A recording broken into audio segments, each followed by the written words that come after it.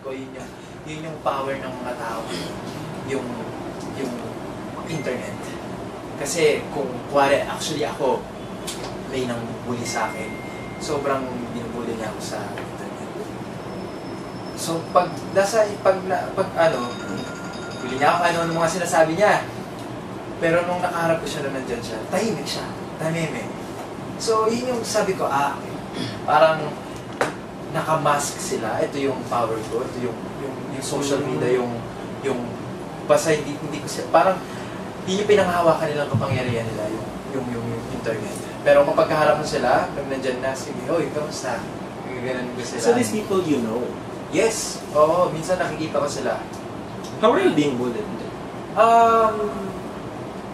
Lalo na nung umpisa ako ng showbiz.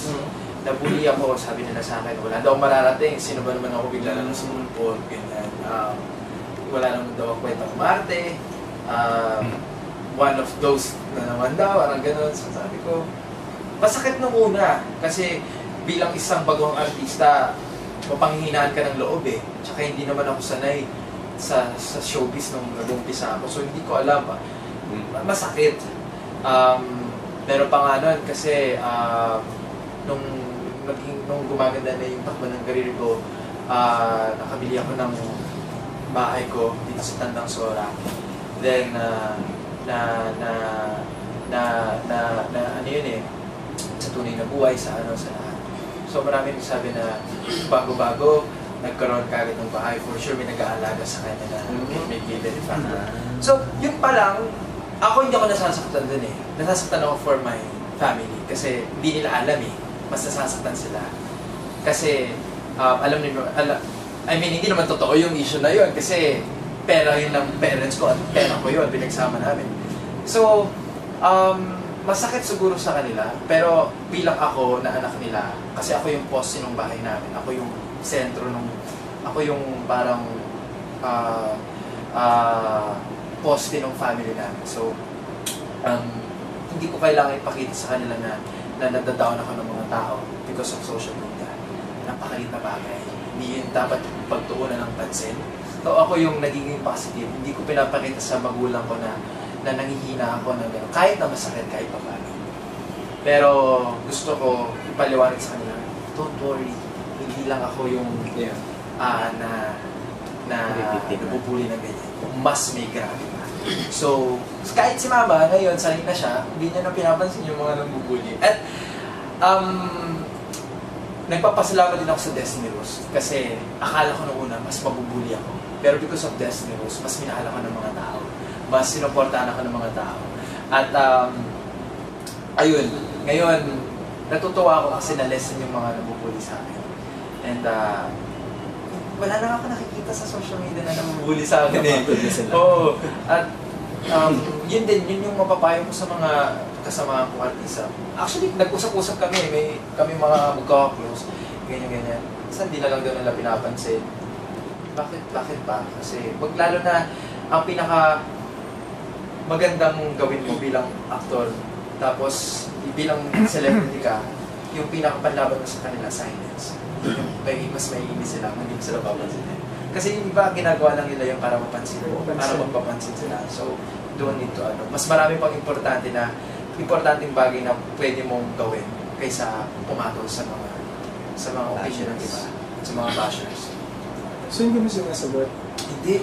Hindi mo dinidelete? Hindi. Never ako. Hindi ako nang bablock. Hindi ko alam kung bakit. Pero, yung pag nakakita ko ng komento na negative, na-challenge ako. Hindi ako naiinis. Parang, ito na naman. Hindi okay. So, kasi tama naman yung sinasabi nila, dito sa scene mo ng Destiny Rose, ang OA mo, medyo na OA pala ako. So, aral din siya sa akin. Aral din siya sa akin at the same time, nagiging lakas ko siya. Yung sabi ko nga, yung mga negative na yun, tinaturn ko into positive. So, at the end of the day, maganda yung resulta na ginagawa ko dito sa industriya. So, yun. I'm sure being my Destiny and like any other good-looking actors, your sexuality has been questioned too? Yes. Lalo na nung Destiny. Paano mo siya hinandle? paano ba i-handle? Parang halos yata ng artista. Yeah, halos lahat. Yeah. Halos lahat yata na gano'n. So parang normal na lang. Hindi na i-issue sa amin yun. Hindi na namin pinagtutuunan ng pansin. Lalo na ako, hindi ko masyadong iniisip. Kasi alam ko naman yung totoo, bakit ko kailangan. Well, kasi may mga tao na hindi ko alam, may mga tao kasi na gusto nila nandun sa posisyon. May pangarap din kasi sila eh. Maraming tao na nangangarap maging artista, na maging celebrity. So, para maabot ka nila, I think, yung iba, hindi naman lahat, may mga ibang netizens na para maabot ka nila, ang way nila is siraan ka. So, huwag ka dapat magpa-apekto doon. Hindi ako nagpapa-apekto eh, kasi hindi ko alam. Alam ko naman yung sarili ko. Kilala ko naman yung sarili ko. So,